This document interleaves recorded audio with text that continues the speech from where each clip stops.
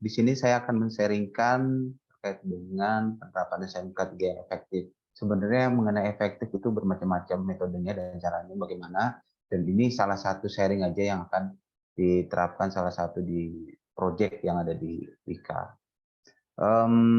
Sebentar saya share screen dulu.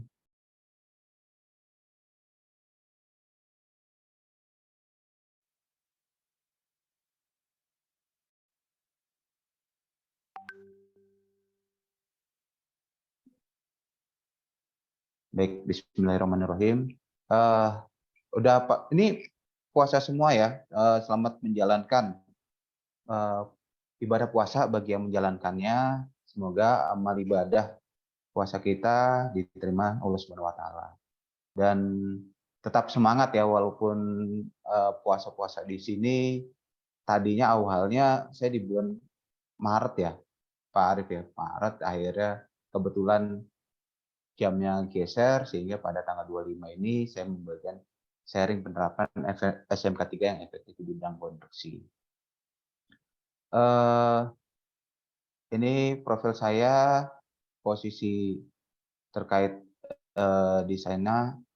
Selanjutnya pembahasan materi di sini akan saya sharingkan yang pertama mengenai latar belakang, dasar acuan, konsep penerapan SMK 3 di bidang konstruksi dan implementasi K3-nya.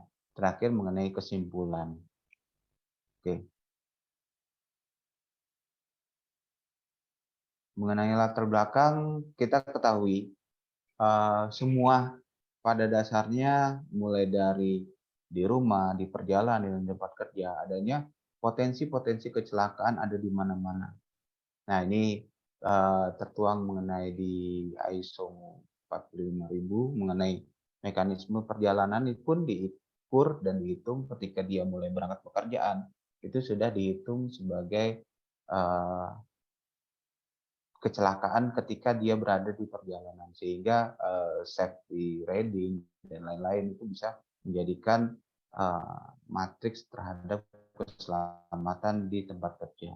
Jadi di sini tempat-tempat kerja sehingga kita dapat mengalokasikan terhadap keselamatan dan kesehatan kerjanya. Nah, ini contoh-contohnya saja kecelakaan di perjalanan, kecelakaan di alokasi tempat kerja. Nah, ini yang perlu diperhatikan di area tempat kerja, dipastikan juga colokan-colokan terhadap area tempat kerja ini dipastikan sesuai dengan standarnya dan tidak boleh menumpuk seperti ini ya. Dan salah satu aspek di tempat kerja di kantor biasanya di office itu eh, mengenai 5R, itu mengenai ringkas tapi resik rawat rajin yang ada di kantornya menjadikan aspek dari pendukung dari K3 tersebut. Nah, ini rekam jejak yang dahulu pernah dari LRT, double track di Jatinegara yang tepat di 2018. Hal-hal ini menjadikan di konstruksi menjadikan hazard yang sangat berbahaya, sehingga di sini perlu ada penerapan-penerapan mulai saat ini dari PUPR juga menerapkan mengenai Permen PUPR nomor 9 dan nomor 10 mengenai SMKK dan nomor 21 tahun 2020 itu mengenai sistem manajemen SMK 3-nya. Nah, ini mengenai latar belakang. Latar belakang kalau kita lihat dari data Bank Industri Sektor 2020 itu konstruksi memiliki tingkat yang tinggi, tingkat yang sangat tinggi dibandingkan dengan yang lainnya. Kenapa? Karena risiko-risikonya sangat bervariasi sekali. Cepat berubah-ubah, moving antara barang, tempat, pekerjaan, mobil antara pekerjaan di lantai satu dengan lantai yang lainnya, itu cepat dari key plan-nya berbeda-beda sehingga menjadikan risikonya sangat tinggi. Apalagi ketika pekerjaan-pekerjaannya yang belum diedukasi kepada safety induction, safety meeting, to book meeting. Nah, itu merupakan risiko-risiko yang sangat tinggi di bidang konstruksi. Sehingga saat melakukan pekerjaan, siapapun yang masuk di awal pekerjaan, pastikan di dalam pekerjaan tersebut sudah diberikan induction terlebih dahulu untuk pekerja-pekerjaannya. Lanjut, mengenai latar belakang, yang pertama yaitu adanya keinginan untuk selamat. Nah, ini tentunya pada kita semua setuju adanya keselamatan, kita terhindar dari bahaya. Yang kedua mengenai terhindarnya dari kerugian material akibat kecelakaan. Nah, ini pastinya ada efek mengenai risiko-risiko apa saja yang menjadikan unsafe action dan unsafe condition saat terjadinya kecelakaan kerja.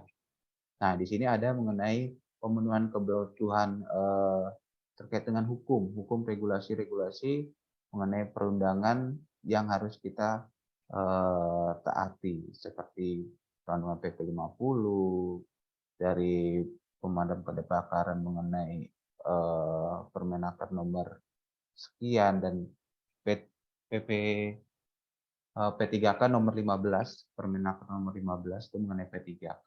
Nah, selanjutnya mengenai desakan dari luar tuntutan masyarakat. Nah, ini pastinya di lingkungan kerja ketika di proyek, apalagi kalau di tempat pemukiman, ini adanya debu, adanya kebisingan. Nah, ini adanya pengukuran masuknya ke dalam pengukuran iklim lingkungan kerja. Nah, jadi mengisolasi terhadap terjadi di tempat masyarakat sekitar yang ada di proyek, khususnya dekat pemukiman.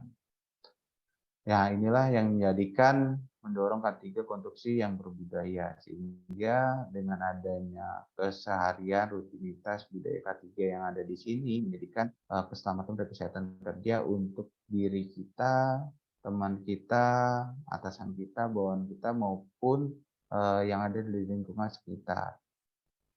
Nah, dasar acuan ini berada di regulasi,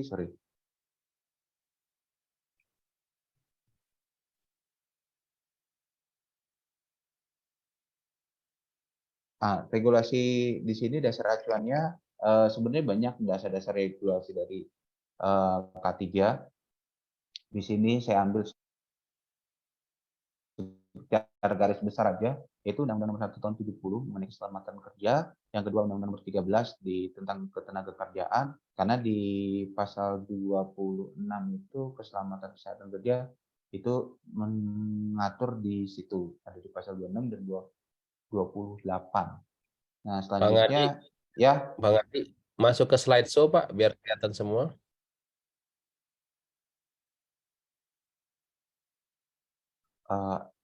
langsung cepat Nah, ini sebentar. oke. Yang bagian atasnya itu bisa diturunin Pak. Itu ada kayaknya kita nih tampilan Bapak. Ada Mungkin Pak hitamnya ya? ada hitamnya Pak di kita. Bapak taruh apa di atas itu? Nggak taruh apa-apa ya. Biasanya karena sinyal kayaknya, Pak. Enggak, itu karena ada ini keterangan dari Zoom-nya itu biasanya.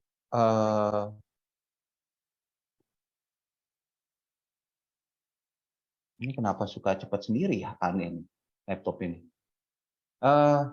Lanjut lagi.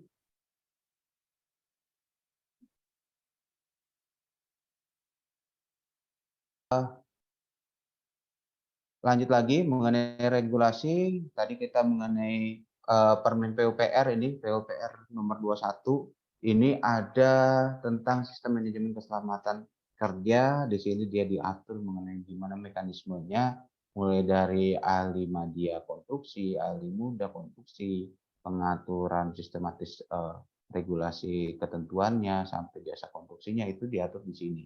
Selanjutnya dari PP 50 tahun 2012 SMK 3 ini ada mengenai elemen-elemen, dari 12 elemen ada 166 kriteria. Nah, PP 50 ini biasanya saat di audit sertifikasi macam-macam ya, nanti dikeluarkan oleh Kemenaker. Selanjutnya Permen PUPR nomor 10 tahun 2021 tentang penerapan SMK. Nah, ini mengenai penerapan bagian dari PP 50 ke PUPR ini sebenarnya bagian untuk hanya pelengkap aja, dan teknis-teknisnya, mekanisme diaturannya, penilaian dari jasa konstruksi, RKK dan lain-lain itu diatur di Permen PUPR nomor 10-nya. Nah, selanjutnya lagi mengenai di sini dari Undang-Undang Nomor 13 Tahun 2023 ini adanya di pasal 6, 86 dan 87 mengenai ketenaga kerjaan berhak atas jaminan pekerjaannya. Perusahaan dan wajib menerapkan SMK 3. Nah, ini tingkat resiko-resikonya itu diatur ke dalam Permen PUPR nomor 21 itu risiko kecelakaan kerja diatur di situ. Selanjutnya Undang-Undang Nomor 1 ini ada mengenai persyaratan teknik, kelembagaan dan kesisteman. Nah, ini diatur di sini segala di tempat kerja di seluruh wilayah Republik Indonesia. Mengenai konsep SMK 3 ini saya sekilas sedikit. Saya ambil dari pengukuran kinerja. Ini bukunya Pak Suharman, kalau nggak salah deh. Saya ambil di sini dari tahapan-tahapan perubahan, adanya tahapan reaktif, dependen, independen, dan interdependen. Nah, masalah dari beberapa proyek biasanya dia baru ada kecelakaan, baru action. Nah, itu yang harus kita tingkatan lagi peningkatan dari K3-nya. Nah, kalau budayanya sudah interdependen, nah ini udah bagus sekali nih biasanya. Kemarin juga saat penghargaan WSO, Work Safety Organization, nah itu pembagian-pembagian dan penilaian terkait dengan pekerjaan-pekerjaan apa saja yang ada di situ, penilaiannya menjadikan parameter konsep dari K3-nya.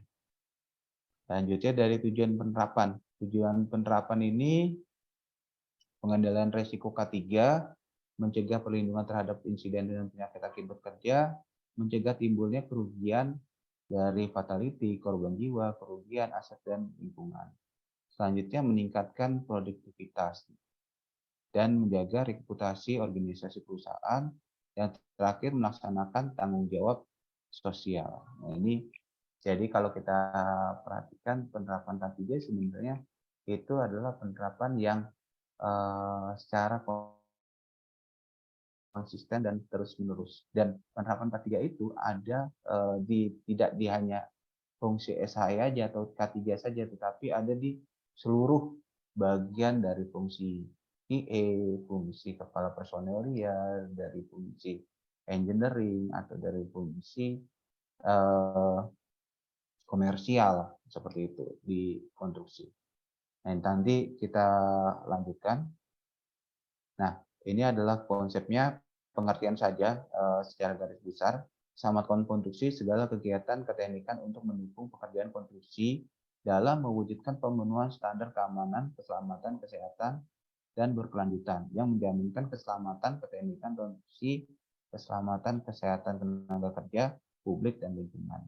Sedangkan dari sistem manajemen keselamatan konstruksi yang selanjutnya disebut dengan SMKK, bagian dari sistem manajemen pelaksanaan pekerjaan konstruksi dalam rangka menjamin terwujudnya keselamatan konstruksi.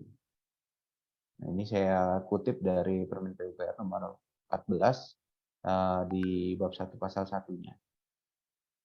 Nah, dari PUPR sendiri ini adanya garis besar terkait dengan sistem manajemen keselamatan konstruksi. Jadi di situ ada lingkup mengenai mutu juga, disinggung terhadap dengan keteknikan konstruksi. Lalu itu selanjutnya ada mengenai keselamatan kerja, keselamatan lingkungan, dan keselamatan publik. Nah, dari aspek K3 ini yang menjamin di bawahnya adanya objek keselamatan. Nah, objek keselamatan ini keseluruhan tentunya. Mengenai dari aspek K3, dari kerja konstruksi, terus dari pemasok, tamu, lingkungan kerja, dan dampak proyeknya. Nah, ini biasanya kalau di konstruksi itu pengecekan lingkungan kerja rutin setiap 6 bulan sekali. Lanjutnya mengenai keselamatan publik ini masyarakat sekitarnya. Dan di sini adanya pencegahan terhadap dari K3 itu sendiri. Nah, ini pencegahan terhadap K3 sendiri yaitu mengenai PAK, penyakit akibat kerja, pencemaran lingkungan, dengan masyarakat tentunya di Undang-Undang Nomor 32. Selanjutnya mengenai alat pencegahannya. Nah, alat pencegahan ini macam-macam. Ada mengenai JSA, metode statement, Kiplen, HIRAP, metode kerja, dan hazard lainnya. Nah, di sini mengenai alat keselamatan. Selanjutnya, untuk konsep dari SMK 3, selanjutnya dari konsep K3 ini PP 50 tahun 2012, yaitu mengenai awalnya dari penetapan kebijakan, perencanaan, pelaksanaan, pemantauan dan evaluasi, dan peninjauan kinerja K3 tersebut. Nah, dari penilaian kriteria ini ada macam-macam kriteria. Ada kriteria awal dari awal 64 kriteria, 122 kriteria, dan 166 kriteria. Nah, ini macam-macam. Nah, untuk standar dari pencapaian tersebut dari SMK 3 ini terkait dengan sistemnya ada dari presentasi pencapaian. Tingkat pencapaian sangat memuaskan, penilaian penerapan baik, dan penerapan kurang baik. Nah, ini adanya penerapan di SMK 3 di PP 50. Nah, untuk dasar dari efektivitas dalam konstruksi, ini dari Smart Safety, bukunya Pak Suatman saya ambil. Dari kutipan tersebut, ini adanya Control Safety Department. Jadi dalam Safety Director Manager-nya ini sifatnya dia membangun sistem, membangun komitmen, integrasi dengan sistem, membangun dan budaya. Tanpa adanya direktur top role model di atas, ini sangat susah sekali penerapannya seperti itu. Nah, lanjutnya mengenai di level kedua itu ada supervisor atau safety officer. Nah, dia sifatnya itu pelayanan terkait dengan pembinaan, pelatihan, audit, sarana, advance, pendukung teknis dan keahliannya. Nah, jadi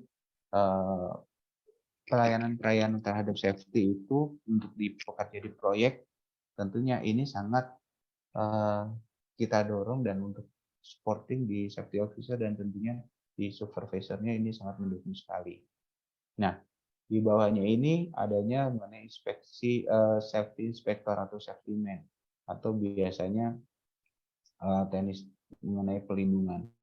Nah, perlindungan dan pengawasan tempat kerja ini terkait dengan tanggap darurat, inspeksi K3 pengendalian bahaya, analisa resiko dan bahaya. Jadi dia lebih cenderung mobile terkait dengan itu, dan adanya simulasi tanggap darurat yang ada di lapangan itu menjadi dia garda terdepan, full warden lah, ibaratnya terdepan full wardennya untuk melindungi atau memberikan informasi saat keadaan daruratnya. Dan kalau di Wika itu adanya SAW, Stop Work Action, SWA, Stop Work Action. Siapapun kejadian unsafe action dan unsafe condition, di sini akan boleh menstop pekerjaan-pekerjaan tertentu. Ada pekerjaan lain.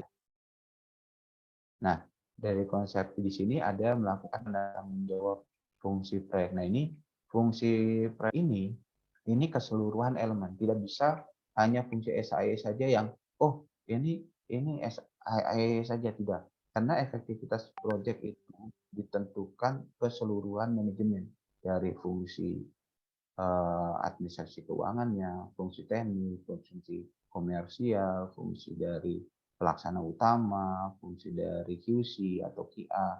Nah, ini berperan semuanya.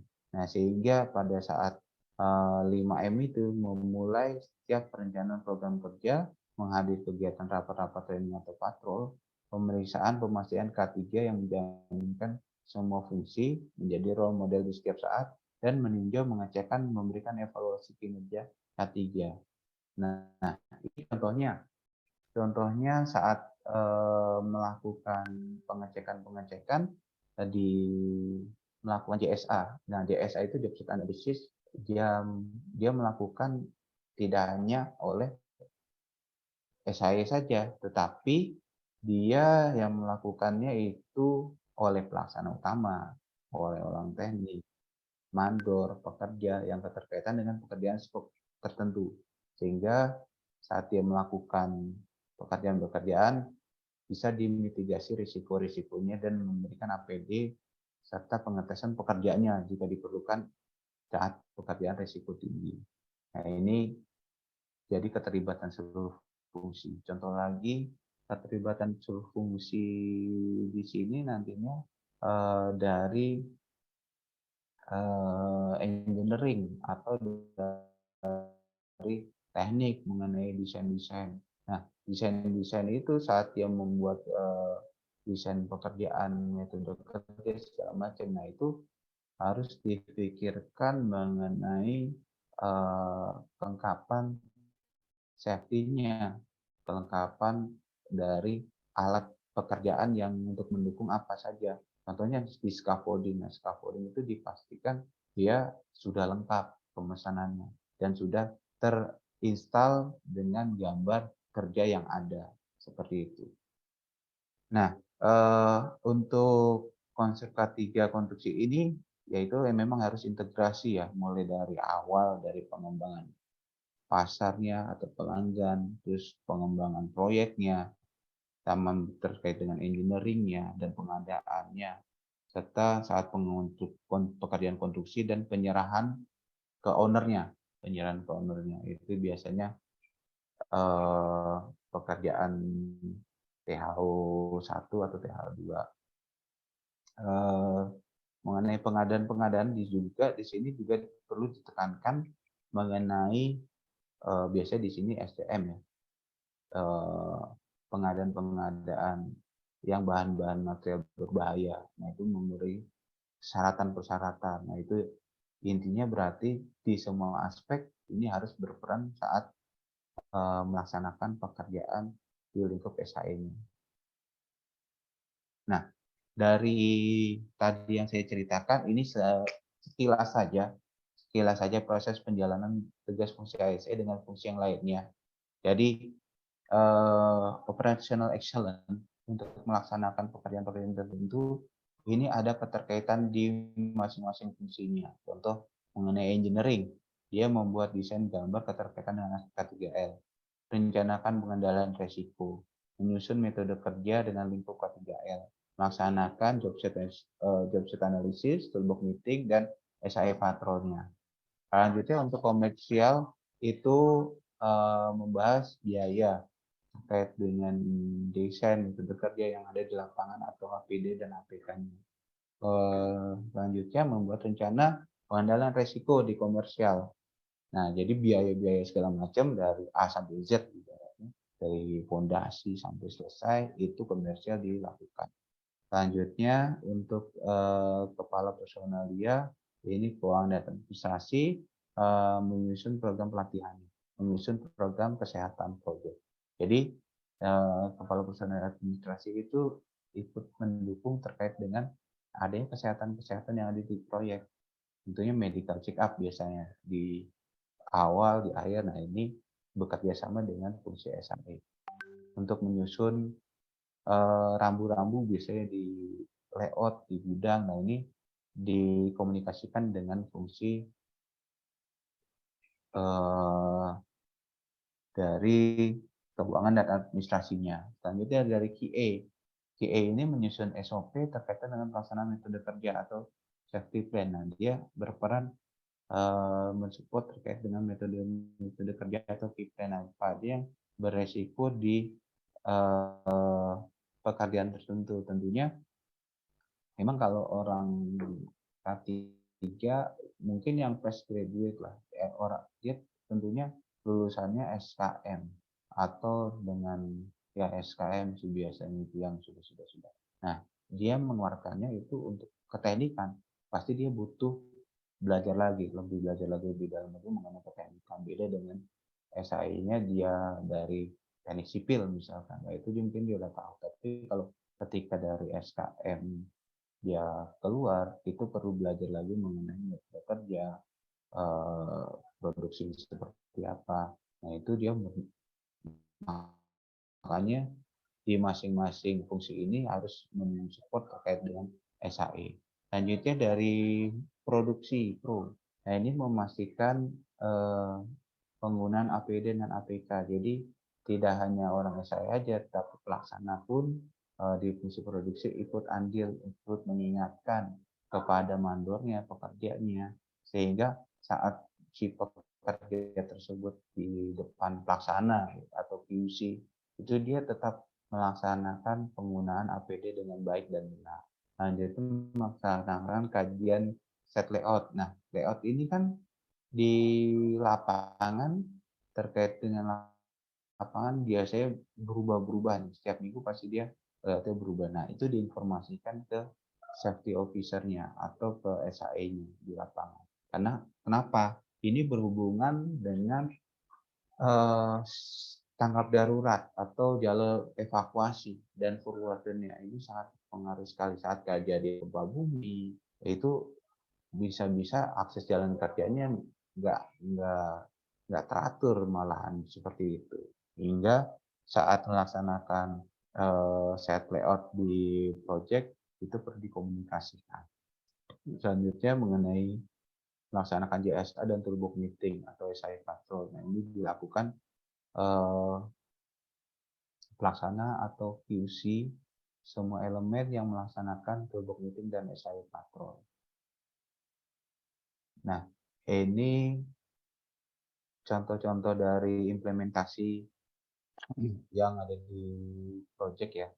Nah, ini jadi pada sistem yang ada di sini yaitu mengenai SI Polis, kebijakannya ada kebijakan umum, ada kebijakan khusus mengenai kebijakan umum mengenai K3 untuk sistem manajemen keselamatannya, dan kebijakan khusus misalkan ada narkoba, kebijakan yang mengatur narkoba, ada kebijakan stop work action, ada kebijakan terkait dengan membawa alat-alat senjata tajam dan macam-macam. Nah, ini mengenai planningnya, ini lingkup dari planning yaitu hierarkinya, hazard identifikasi, risk analysis, risk controlnya, aspek dan impact-nya, legal, program kerjanya, budgetnya SAI, prosedur dan instruksi kerja, dan program pelatihan. Nah, ini sebenarnya masih banyak lagi, cuman lingkupnya secara garis besar ini adalah di planning. Selanjutnya dari implementasi yang dilakukan adalah organisasi responsibility, work supervisor, training, IC induction, KSI morning talk, toolbox meeting, work permit, JSA, dan lain-lain. Nah, ini nanti kita lihat di selanjutnya ada slide untuk foto-foto contoh dokumentasi. Selanjutnya terkait dengan checking, correction in action. Nah, ini biasanya adanya audit. Audit ini dilakukan ada audit internal, ada audit eksternal, dan adanya klinik biasanya. Klinik oleh departemen-departemen melakukan pengecekan awal sebelumnya adanya audit. Nah, selanjutnya ada audit internal biasanya setahun itu 2 kali, semester 1 dan semester 2. Dan audit luar di Skovindo yang dilakukan yaitu setahun sekali dan sudah terintegrasi dari ISO 9001, 14.000 dan 45.000 dan PP 50 tahun 2012. Selanjutnya mengenai inspeksi. Nah, inspeksi ini dia melakukan inspeksi rutinitas RCA, namanya di sini ada risk containment audit. Risk containment audit itu pengecekan pengukuran secara skala. Nanti ada skalanya, ada 5 skala biasanya itu di RCA itu ada skala 5 itu yang fatal, penilaian 5, skala 4 itu penilaian cedera, skala 3 itu penilaian yang mengenai pelanggaran prosedur, IKA, regulasi atau rambu-rambu. Yang skala 2 itu mengenai pelanggaran terkait dengan sampah atau yang kotor. Skala 5 itu mengenai sampah yang kecil kurang dari 2 kubik, bisa diatur di prosedur seperti itu. Lanjutnya dari performance insurance monitoring, ini pengukuran, terus legal komplain, insiden investigasi jika ada, dan ketika jadi adanya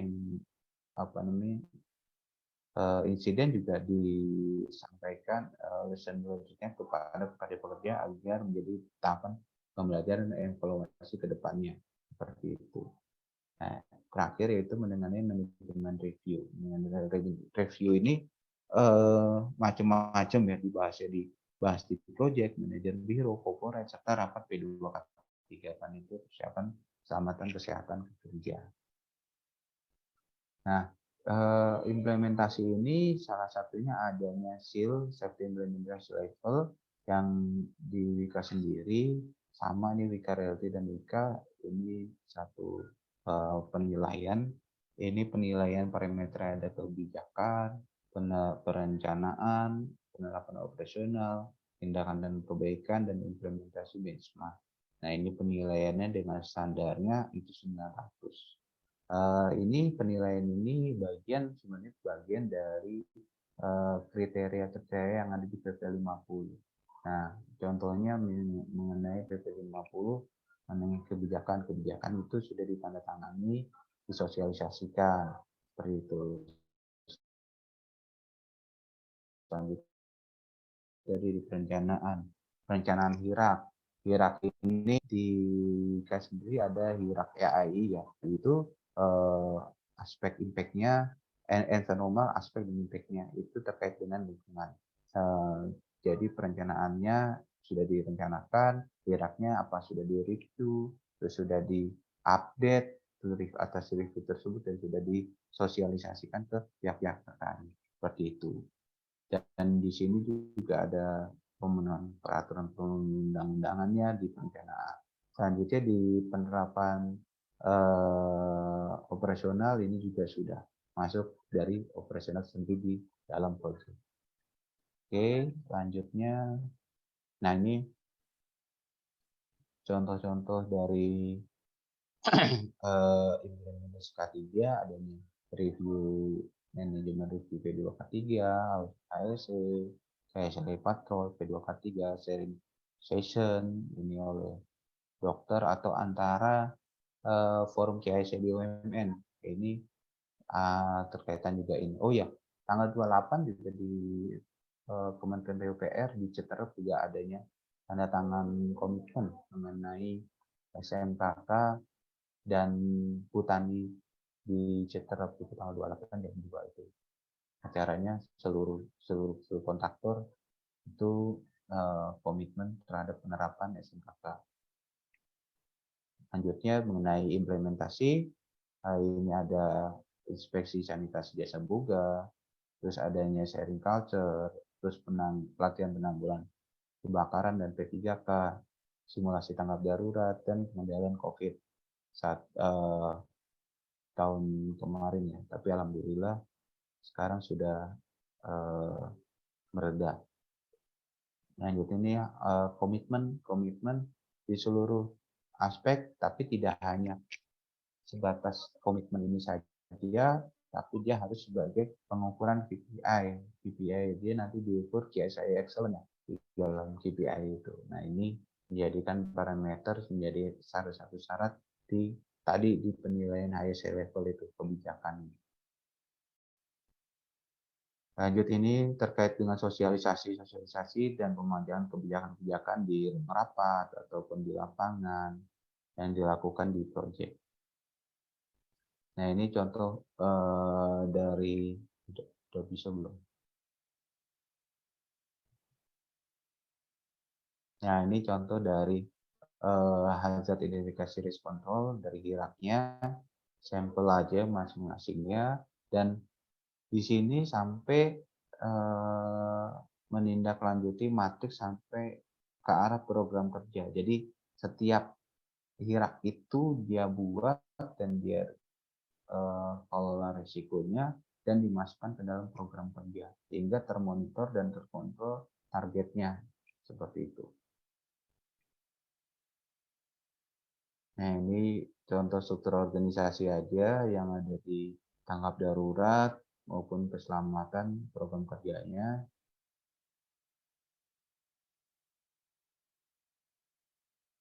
Nah, ini adanya contoh dari struktur organisasi tanggap darurat di kantor pusat dan pengesahan P2K3-nya dari karena P2K3 ini online ya dia di Kemenaker, dia sertifikasinya di sana.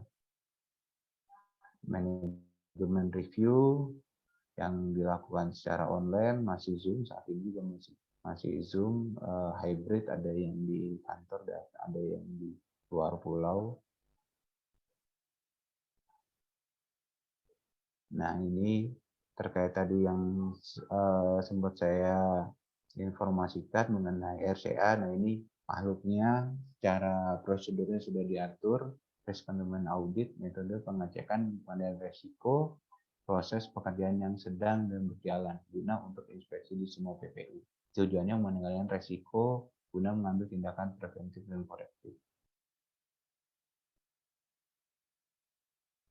Ya, adanya tingkat keparahan di sini ada 5 level dari RCA tersebut. Ini targetnya dari 2,4. Jadi saya ceritakan sedikit terkait dengan KSI Patrol ketika kita melaksanakan pekerjaan di lapangan, inspeksi di lapangan. Dia inspeksi di lapangan itu mengumpullah dari SAE, produksi, QA, komersial, sesuai dengan jadwalnya. Dia keliling di area proyek dan dia menemukan unsafe action maupun unsafe condition yang ada di lapangan dan dia nilai itu dia masuk ke kriteria mana, kriteria 5, 4, 3, 2, 1 level. Nah, nanti level itu di rata-rata apakah rata-rata level itu mencapai lebih dari 2,4 atau kurang dari 24. Karena ketika level 3 atau 4 itu artinya risiko-risiko itu sangat berbahaya. Apalagi misalkan lokasi-lokasi galian atau lokasi tempat kerja terbatas itu sangat bahaya sekali. Selanjutnya, nah ini contoh dari digitalisasi dari adanya Wezone, dari Cosmic, knowledge management, dan lain-lain seperti itu. Nah, di dalam integrasi di sini sudah terimplementasi laporan bulanan pun secara online. Nah, ini contohnya dari dashboard yang dari RCA di Wika, ini berapa presentasinya rata-rata setiap bulannya. Lanjut dengan di sini ada SAE level, SMS, L5, quality, audit internal, dan di sini sudah masuk dalam integrasi sistem. Jadi semuanya sudah terupdate real time seperti itu. Nah, ini contoh dari sharing session yang sudah pernah dilakukan, macam-macam ya. Nah, ini implementasi yang ada di lapangan mengenai itu box meeting, daily meeting. Nah, ini seluruhnya diikut sertakan ke seluruh pekerja maupun mandor yang terkaitannya. Nah, ini SAE Patrol, SAE Induction untuk tamu, pekerja juga dipersyaratkan. Nah, lanjutnya dengan mengenai SAE Meeting. SAE Meeting ini dia merapatkan biasanya seminggu sekali apa-apa saja yang menjadikan usia strategis untuk meningkatkan keselamatan dan kesehatan kerja. Adanya inspeksi peralatan, inspeksi dari pekerjaan atau inspeksi alat berat, dan inspeksi alat berat ini selain misalkan dicek CSIO-nya, surat izin alat dan surat izin operatornya, juga harus sama dengan orang teknisnya atau orang mekanikalnya, sehingga dia tahu item-item apa saja yang bahaya. Jadi tidak hanya SAE saja ya, termasuk ngecek genset juga. Ini bersamaan dengan orang storing-nya biasanya kalau dalam genset. Selanjutnya ini terkait dengan pengukuran darah, terus pengukuran suhu kerja, pemeriksaan kesehatan. Nah, ini rutin dilakukan. Artinya ini tidak orang SI aja, tapi dari HC, pemeriksaan kesehatan ikut andil juga, semua elemen dari fungsi project itu ikut mendukung peran aktif. Nah, ini contoh dari pekerjaan.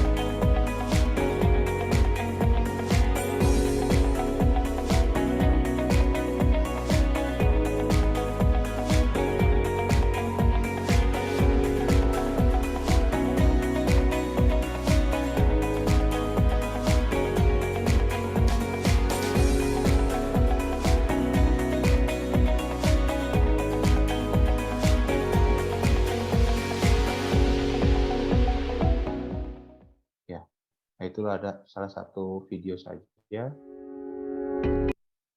Nah, ini mengenai side talk, sosialisasi K3 listrik, dan sosialisasi NERMIS, pekerjaan-pekerjaan apa saja yang NERMIS di situ, ini dibahas, disosialisasikan. Pelatihan P3K, pemadam kebakaran, dilakukan secara rutin sesuai dengan program kerja yang dipersyaratkan. Ini penggunaan full body harness bagi yang bekerja dia di atas ketinggian yang menggunakan full body harness dipastikan.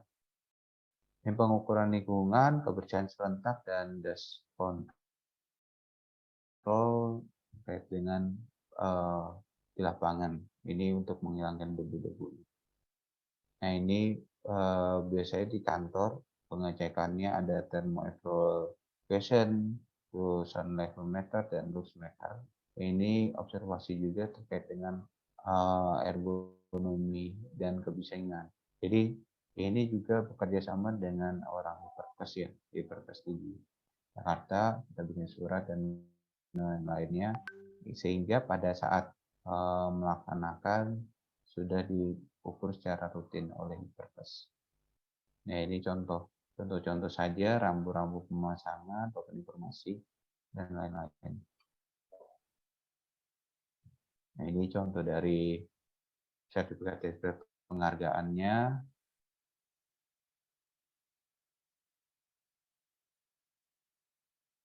Oke, kesimpulannya yaitu dari aspek yang berada di sini yaitu dari aspek yang ada di sini yaitu mengenai komitmen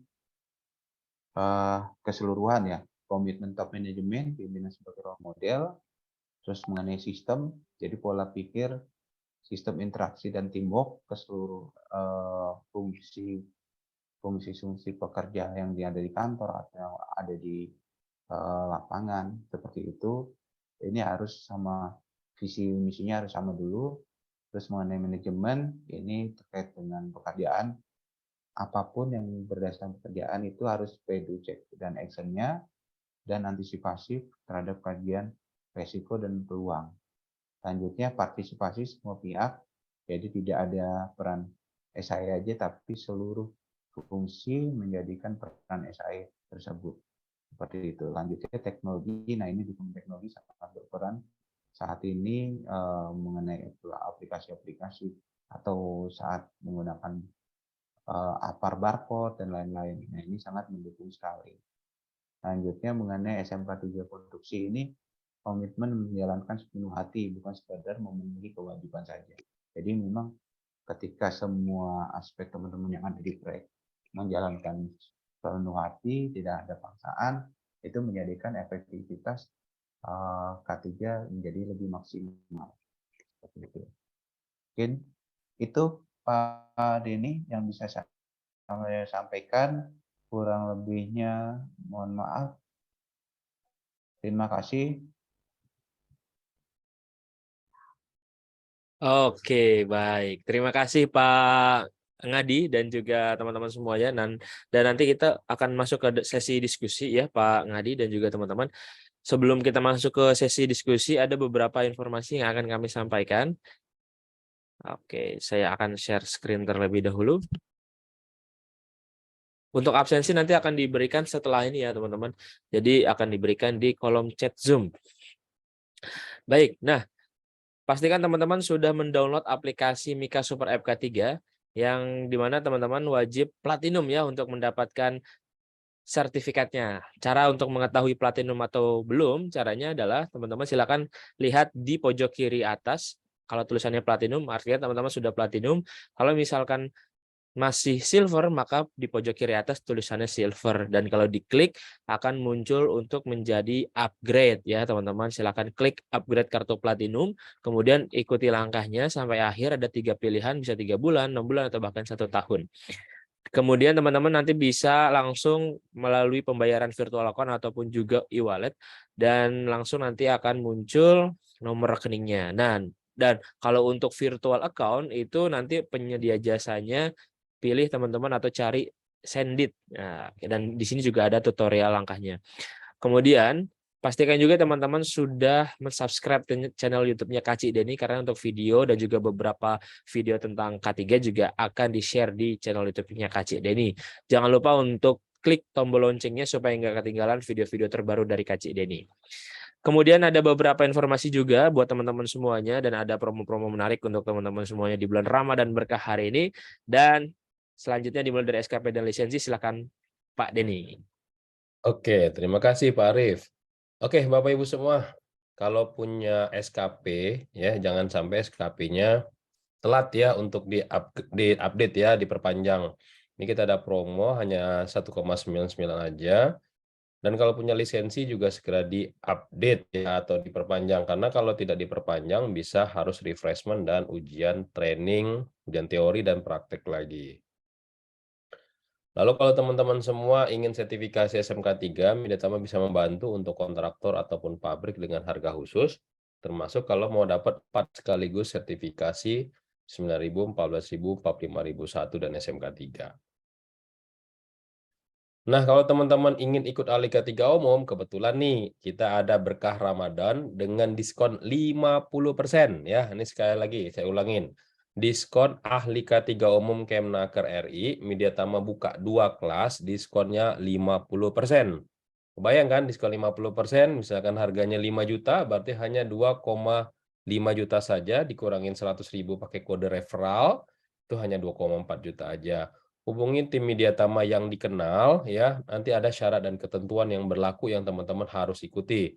Contoh, kita nanti tidak maksudnya daftarnya harus melalui aplikasi Mika kayak gitu ya, pembayarannya harus menggunakan aplikasi Mika dan lain sebagainya. Nah, ini yang ini kelas yang satunya lagi, mungkin Pak Arief akan direvisi sedikit di sini. Ini juga di tanggal yang sama ya, nanti kita akan buka 2 kelas. Jadi kita tidak ada kelas tatap muka selama bulan puasa, semuanya online, dan ini juga diskonnya 50%. Ya, jadi ada 2 kelas ya. Nanti direvisi lagi Pak Arief yang ini ya. Oke, kalau mau yang sertifikasi BNSP kita juga ada nih teman-teman ya, bisa ikut di sini tanggal 6 sampai 12 April. Ini juga ada cicilan 0%, teman-teman cukup bayar 500.000, sisanya dicicil 10 kali ya, tanpa ada bunga apapun. Nah, kalau sudah punya sertifikat ahli K3 umum, ikut lagi yang auditor SMK 3 ya. Kemungkinan auditor SMK 3 itu akan ada lagi after Lebaran kayaknya ya. Kalau bulan April kayaknya kita kosong nih. Oke. Nah, untuk teknisi K3 listrik ada nih teman-teman semua ya, tanggal 6 sampai 15 April. Silakan join di sini. Nah, kalau untuk yang tatap muka, yang ahli K3 listrik itu setelah Lebaran ya, tanggal 2 sampai dengan 24 Mei. Ini penting sekali buat teman-teman semua kalau mau kerja di sektor kelistrikan seperti PLN atau vendor-vendornya PLN. Nah, yang kita bahas hari ini terkait dengan K3 konstruksi, ini kita ada nih kelas nih teman-teman semua ya, full online ahli muda K3 konstruksi, teman-teman bisa join di sini dengan menggunakan voucher juga, ada potongan 100.000 dan voucher referral ya. Nah, kalau kita juga memantau peranca, ya, merencanakan peranca, itu harus punya certified supervisor peranca. Tapi kalau kita membongkar dan memasang peranca, cukup yang teknisi peranca. Oke, untuk kebakaran kita hanya buka di kelas D aja ya, Pak Noto ya. Kebakaran ada di kelas D, itu tanggal 3 sampai dengan 6 April. Kelas CBA-nya kita masih belum buka. Lalu kalau teman-teman tergabung di dalam tim tanggap darurat harus punya juga certified petugas P3K. Ini kita juga buka nih tanggal 3 sampai 6 April ya. Kenapa kita majukan semua di bulan April? Karena dari pihak Kemnaker per 15 April itu tidak boleh ada kegiatan lagi Kemnaker karena Kemnaker cuti, ada cuti lebaran, cuti bersama, baru buka lagi tanggal 2 Mei ya. Oke, TKBT kita buka resmi ya tanggal 3 sampai 6 April, silakan join. Tapi kayaknya kalau TKPK kita hold sampai dengan after Lebaran. Apa bedanya Pak? Kalau TKBT itu bekerja di ketinggian masih di atas platform, tapi kalau TKPK itu bergelantungan dengan akses tali. Biasanya teman-teman kalau mau ngebersihin kaca kayak gitu ya, atau kerja di tower-tower, nah ini TKPK. Oke, kalau teman-teman ya punya forklift dan ada operator, nah ikutkan di sini. Ini juga pelatihannya online ya, jadi praktiknya di pabriknya masing-masing. Nah, kalau kita kerja di rumah sakit, kita ada nih pelatihan K3 rumah sakit ya. Dapat sertifikatnya langsung 2, K3 rumah sakit Kemnaker plus paramedis K3 muda. Cuman kalau paramedis K3 muda nanti ada uji kompetensi ya. Nah, bisa ikut yang kelas regulernya. Tanggal 3 sampai dengan 8 April nanti ikut ujian kompetensinya aja, tidak perlu ikut pelatihannya.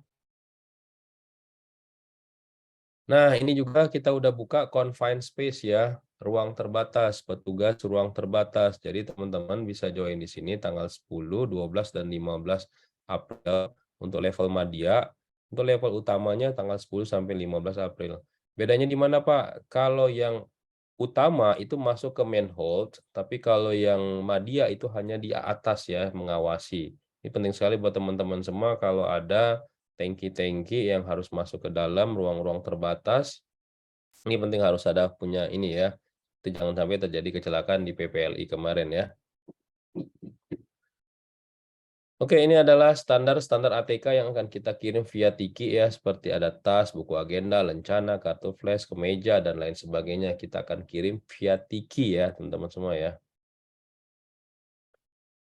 Oke, silakan Pak Arif, dilanjutin. Oke, nah teman-teman selanjutnya kalau misalkan ingin belajar lebih lanjut mengenai K3, di Mediatama kini hadir berupa e-course K3, yaitu Milia, Mediatama Learning Academy. Jadi buat teman-teman silahkan nanti kunjungi di milia.app, kemudian tonton video-videonya sampai dengan selesai, nanti otomatis teman-teman mendapatkan sertifikatnya setelah menontonnya selesai.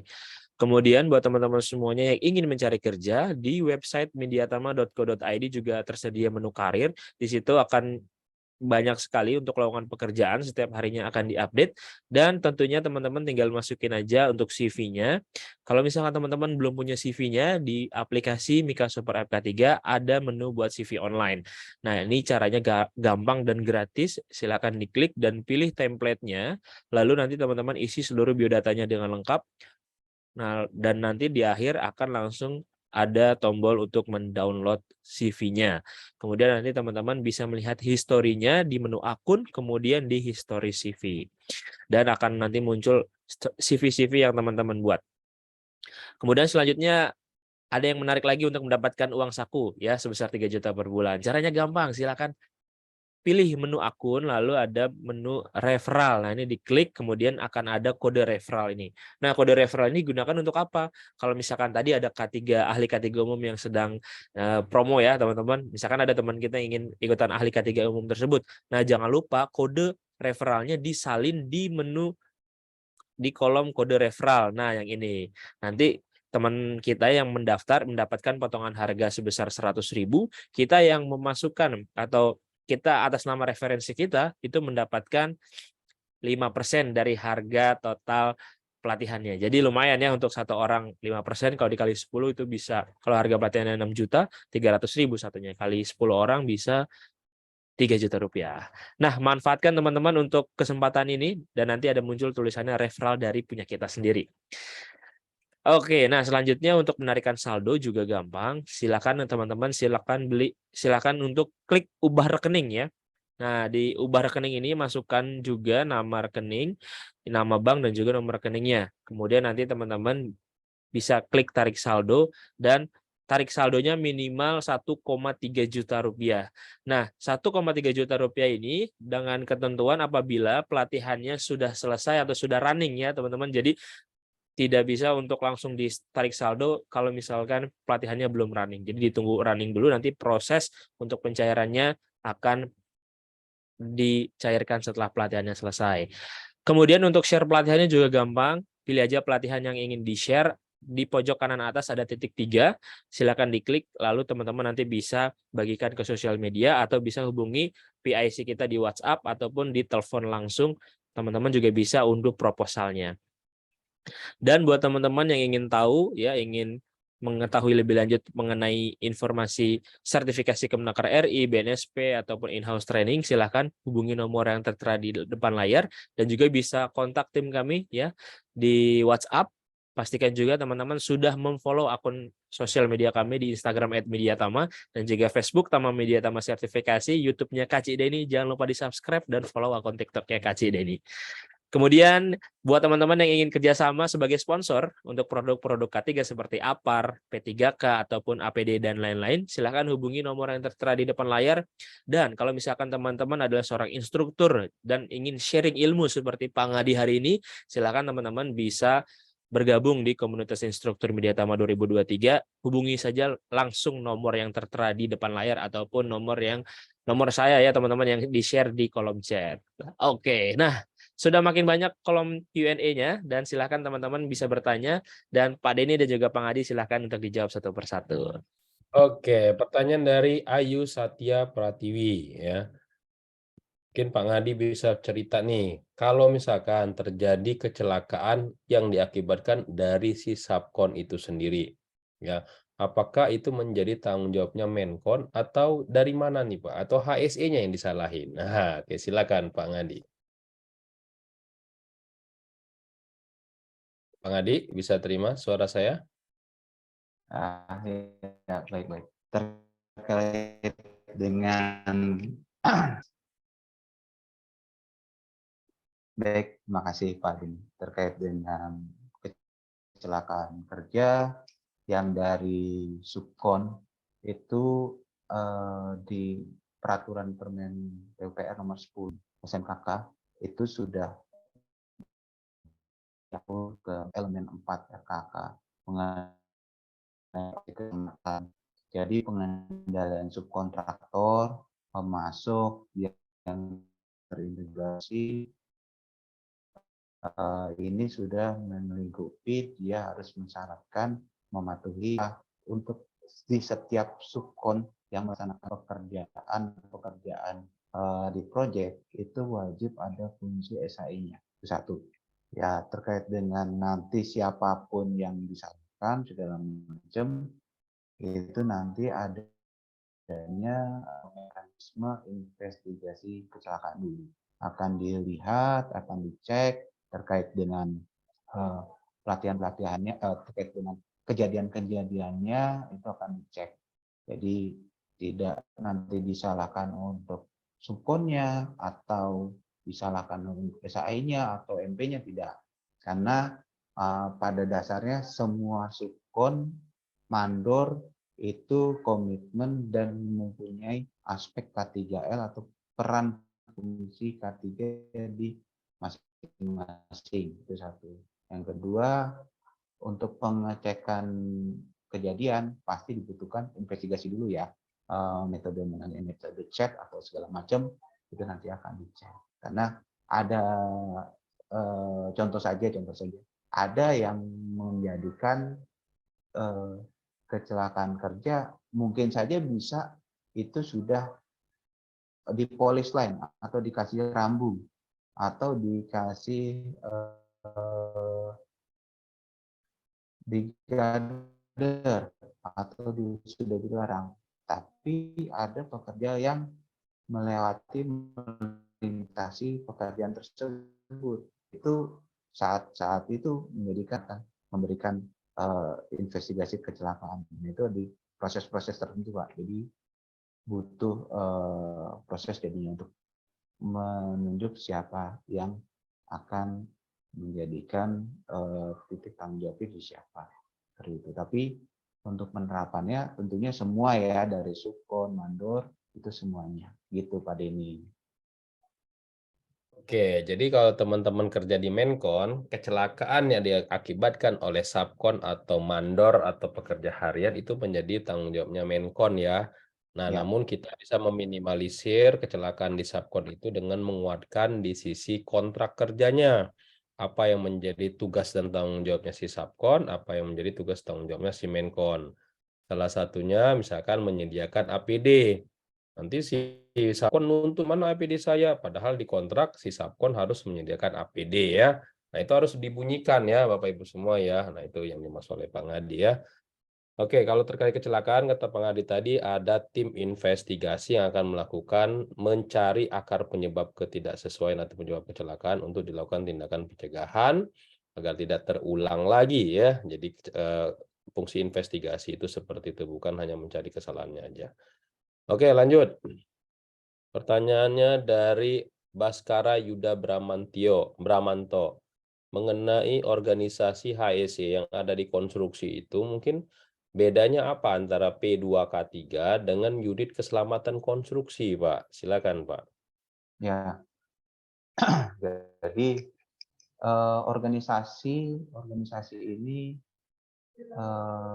di K3 ada beberapa mekanisme ya. Yang satu mengenai P2K3, Panitia Keselamatan Kerja, itu terdiri dari seluruh organisasi, dari mulai direksi, dari mulai manajemen, ataupun dari MP, itu dari P2K3, dan rutinitas dia sifatnya manajerial, meniti beratkan kepada manajemen review dan langsung ke lapangan.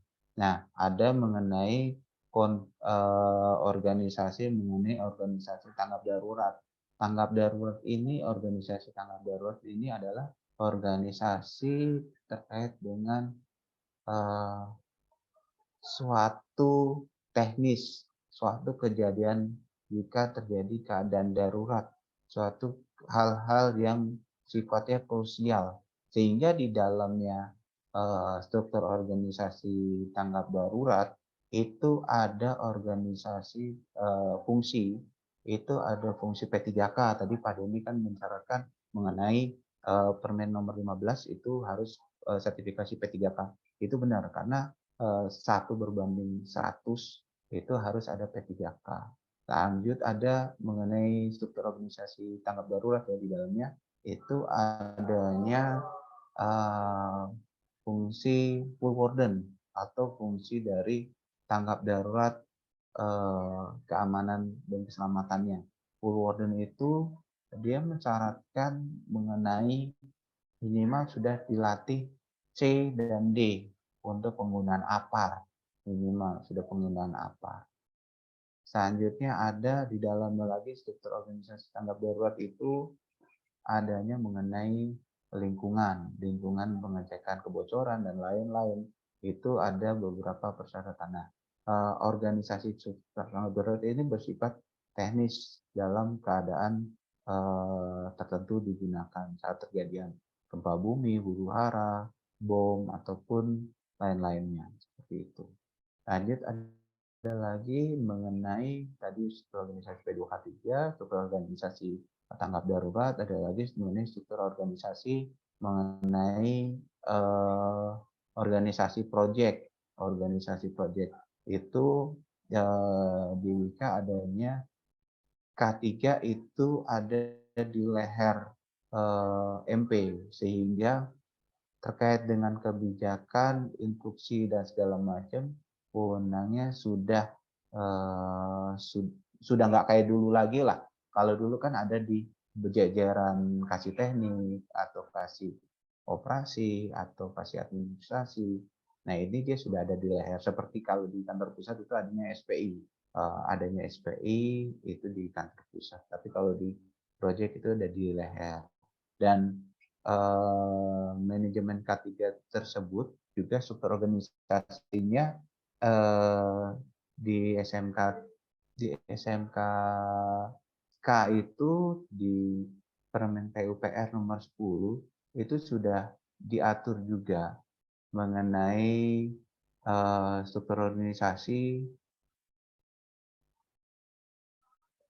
macam-macam itu. Ada struktur organisasi dari apa namanya, sebentar saya lupa itu. Ada formatnya itu khusus mengenai struktur organisasi dari lingkungan, lalu lintas, keselamatan lalu lintas, lingkungan, keselamatan kerja proyek ada dibagi 3 kalau nggak salah itu. Itu sudah diatur lebih detail di PUPR seperti itu. Itu Pak Denny. Jadi ada beberapa sifat organisasi yang ada di project. Masing-masing berfungsi semua sih, seperti itu ya. Oke, jadi gitu ya teman-teman ya. Kalau organisasi P2K3 itu diwajibkan bagi sebuah tempat kerja yang memiliki pekerja lebih dari 100 atau kurang dari 100 tapi memiliki potensi bahaya besar ya. Seperti peledakan, kebakaran, penyinaran radioaktif, keracunan gitu ya. Sedangkan kalau unit keselamatan konstruksi itu diatur di SMKK konstruksi ya Pak ya, Sistem Manajemen Ya. Keselamatan Konstruksi ya. Nah, teman-teman bisa baca nanti di SMKK itu ada unit keselamatan konstruksi yang memang harus dibentuk ya pada penyedia jasa pekerjaan konstruksi yang bertanggung jawab terhadap pelaksanaan SMKK di proyek. Gitu ya teman-teman ya. Nanti ada istilahnya petugas K3 konstruksi, kayak gitu ya, supervisor K3 konstruksi, termasuk juga ada ahli muda K3 konstruksi. Oke, lanjut lagi. Pak Hendra Huta Gaul bertanya, ini mungkin bertanya sedikit menyimpang, tapi nggak apa-apa lah nih, mungkin ada sharing dari Pak Ngadi terkait dengan kecelakaan kerja di bidang ketenaga listrikan dan tenaga pembangkit. Ya, mungkin Pak Ngadi ada info nggak nih? Itu ada bedanya nggak tuh tenaga kelistrikan sama tenaga pembangkit mengenai regulasi keselamatan ketenaga listrikan? Ya. Terima kasih Pak Denny. Tenaga listrik itu kan ada 2 ya, yang mengenai teknisi, sertifikasi mengenai teknisi listrik sama supervisi kelistrikan. Kalau di pengalaman gedung tuh saya waktu itu diwajibkan mengenai teknik listrikan. Ada yang mengatur dari ketentuan keselamatan kelistrikan itu sesuai peraturan ESDM nomor 10 tahun 2021. Nah, itu dia ketenaga listrikan itu sudah diatur dan di ketentuan dari penilaian-penilaian listrik yang ada di mekanisme kelistrikan tersebut. Jadi dari hasil kelistrikannya itu berbeda dengan tadi apa? Genset apa itu Pak Dini? Tenaga kelistrikan dan tenaga pembangkit, Pak. Ya, pembangkit. Ya, pembangkit. Pembangkit itu dia sifatnya dia sendiri. Dia punya yang sendiri mengenai badan ESDM tersendiri kalau diaturnya. Tapi kalau kelistrikan itu terkait dengan Permen ESDM nomor 10 tahun 2021 tentang keselamatan ketenaga listrikan itu. Jadi diatur di situ secara kelistrikan pembangkit itu udah bagian dari kelistrikan sebenarnya. Cuman mekanismenya dipisah ketentuannya. Seperti itu. Kayak contohnya kayak genset, ya kan? Genset itu kan ada bagian dari kelistrikan. Tapi kalau dari sertifikasi, kita bicara sertifikasi, itu kan ada sertifikasi operator genset, ya enggak? Nah, itu terusnya ada teknisi operator genset. Itu sendiri-sendiri satu. Itu Pak Denny. Jadi nanti bisa dilihat aja di Permen ESDM nomor 10 tahun 2021 tentang kelistrikan. Itu sudah diatur dari penerapan kelistrikan, sistem manajemen keselamatan kelistrikan, audit, penilaian kelistrikan, penghargaan, pembinaan, dan lain-lain. Oke, itu ya Pak Hendra Hutagaol. Lalu pertanyaan berikutnya, nah ini Pak Hasbiansyah nih banyak pertanyaannya. Intinya dari Pak Hasbiansyah ini, untuk dapat menjaga konsistensi pekerja itu patuh terhadap K3, contoh misalkan APD gitu ya, dan peralatan safety-nya, itu caranya gimana Pak? Karena di sektor konstruksi itu kadang kita kasih helm, dipakai untuk gayung, kasih tempat duduk, gitu kan ya, dikasih sarung tangan, bilangnya panas, gitu kan, kasih safety shoes berat. Nah, itu gimana Pak caranya nih Pak? Silakan Pak. Ya, memang kalau di konstruksi itu, kalau saya konstruksi itu tidak bisa kita kencang, dalam arti kalau saya nggak bisa kencang. Jadi kalau saya itu karena rata-rata kan mayoritas tuh dia orang tua lebih senior ataupun dia Jawa lah ya, Jawa lah. Pengalaman saya waktu di Jogja itu di Rusunawa UGM itu saat saya jadi SHI yang saya lakukan yaitu saya harus menyatu dengan dia dulu. Kenal, ibaratnya kita SKSD lah, so kenal so dekat lah. Ya, itu kita walaupun guidance pertama kita guidance safety induction sudah, toolbook meeting sudah, parameter itu dari kita lalui ya. Parameter itu kita lalui. Lanjutnya kita mengenai edukasi ke dia adalah kita kenal mereka semua dulu, kita jadi ibaratnya jadi artis lah saya bilang. Jadi artis, kita kenal mereka, kita sapa mereka, ya kan? Kita sapa, kita kenal, usahakan kalau saya biasanya di dalam pekerjaan tuh saya mandor-mandornya atau kepalanya atau wakilnya itu saya pegang dulu tuh untuk kenal lebih dekat. Nah, terus memberikan edukasi saat ngobrol-ngobrol satu ketika istirahat atau ngopi, biasanya sore tuh, sore ngopi, ngobrol, memberikan edukasi itu. Terusnya saat kita melakukan pekerjaan-pekerjaan yang dia alasannya sarung tangan lah, segala macam lah, atau helm lah, itu kita lakukan dengan cara mengingatkannya dengan cara menyapa, menegur secara hormat, santun, salam, santai, ya kan? Nah, itu bisa menjadikan segan dia menggunakannya. Tapi kalau misalkan sudah tingkat tinggi, tingkat resiko fatal, ya kan? Dia misalkan bekerja tidak mau menggunakan body harness, ya kan? Ketika saat dipekerjakan, itu wajib langsung stop work action, menghentikan pekerjaan saat itu juga dengan merekam video atau foto yang telah dia langgar dan memberikan peringatan.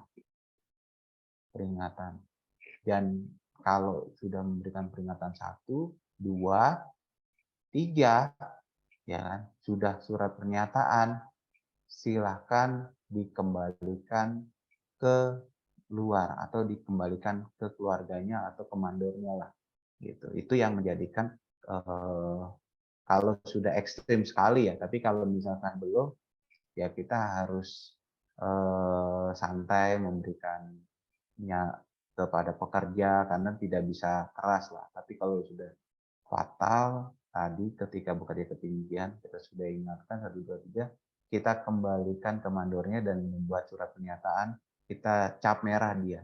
Lebih baik dia itu si bapak itu kita pulangkan dengan nyawa, kasihan untuk keluarganya untuk bisa menjadikan cari kerja lagi daripada dia kita kembalikan saat sudah tidak ada nyawanya.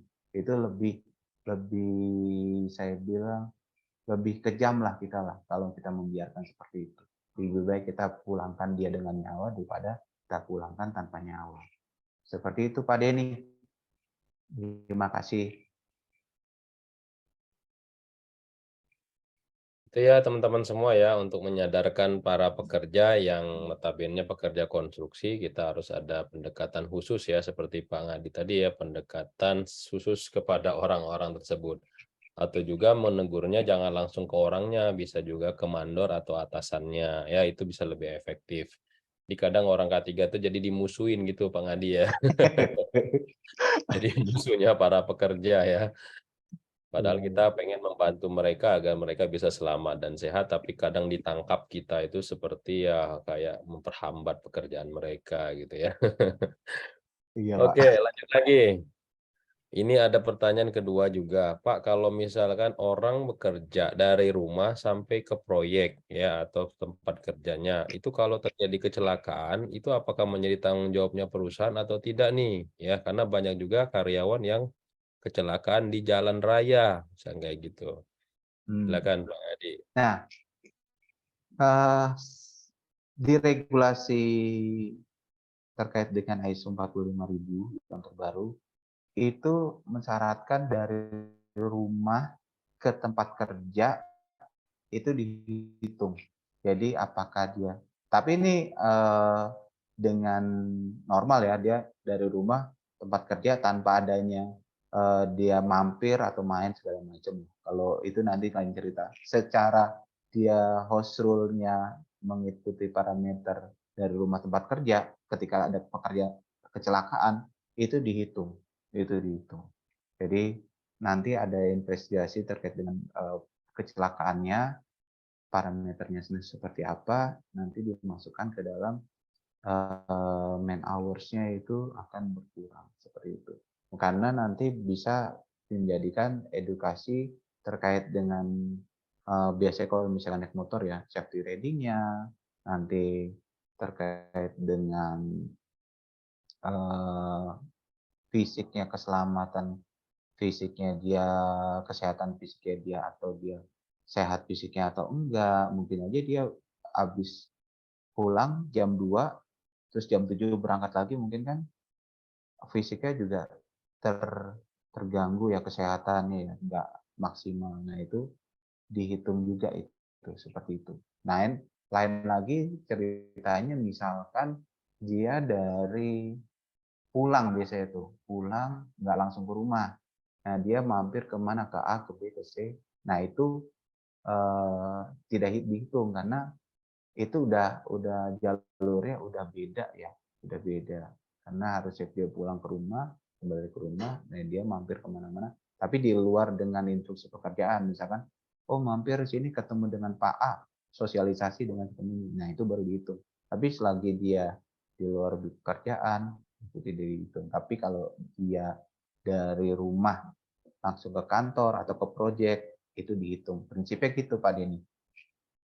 Oke, jadi secara BPJS ketenagakerjaan pun itu tetap dihitung ya teman-teman semua Ya, ya. Dari berangkat rumah sampai ke proyek, dari proyek ke rumah, asalkan dalam satu jalur, tidak nyimpang dulu, nanti ke mall dulu, gitu kan ya. Nah itu nggak dihitung ya. Nanti dilihat dari hasil tim investigasi. Jadi hati-hati teman-teman semua ya. Nah di konstruksi itu ada BPJS jasa konstruksi ya Pak ya, bukan BPJS yang ada. perorangan ya. Jadi setiap proyek itu didaftarkan ke jasa konstruksi, siapapun yang bekerja di konstruksi tersebut itu ada apa namanya jaminan keselamatan kerja bagi si pekerjanya. Oke, itu Iya. yang buat Pak Hasbiansa ya. Oke, silakan kalau teman-teman ada pertanyaan lagi. Yang berikutnya ini pertanyaan dari Hairil Aimansyah. Ini menarik nih pertanyaannya. Bagaimana pemerintah memonitor sistem K3 dari suatu perusahaan yang sudah terimplementasi dengan baik atau belum? Karena sudah rahasia umum banyak HSE officer tidak punya kuasa terhadap kebutuhan yang diperlukan untuk sistem K3. Everything depend on the top management, yang banyak ignoran, jadi banyak yang tidak yang mengacuhkan dari manajemen sendiri. Kalau HSE ngadu ke pemerintah, buntutnya pasti terminasi, maksudnya dipecat. Nah, ini kita itu kadang serba salah nih Pak Andi ya. Ini curhatnya Pak Hairil ini kayak si malakama gitu ya.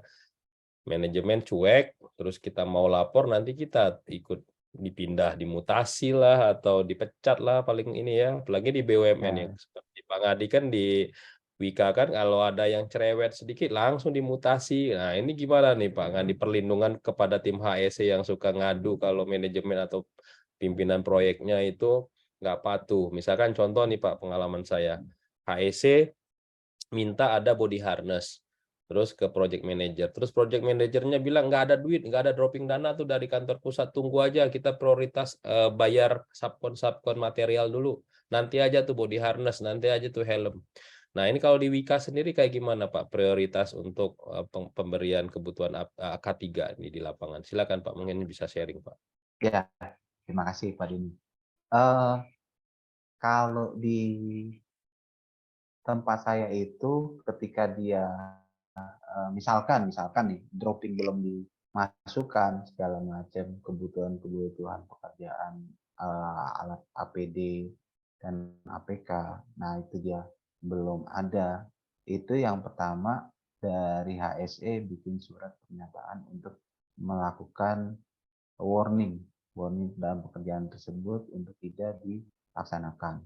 Yang kedua, dia bisa berkoordinasi ke departemen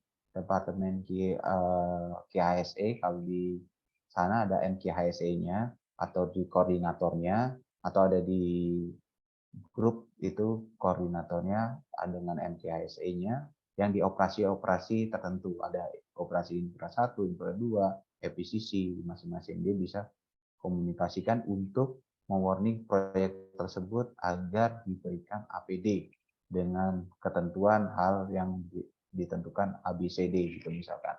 Nah, selanjutnya ada mengenai kalau di BUMN itu ada forum KHSE. Jadi forum KHSE itu menempatkan wadah-wadah terkait informasi adanya yang kurang atau yang perlu dilengkapin atau sebenarnya masukan lah terkait dengan itu bisa diinformasikan ke forum KHSE tersebut. Yang kedua Pak Suban, kebetulan saya di wakil ketua sertifikasi di saya, dan adanya itu juga ditampung sebagai masukan ke BUMN tertentu yang sudah dipersyaratkan. Seperti itu Pak Denny.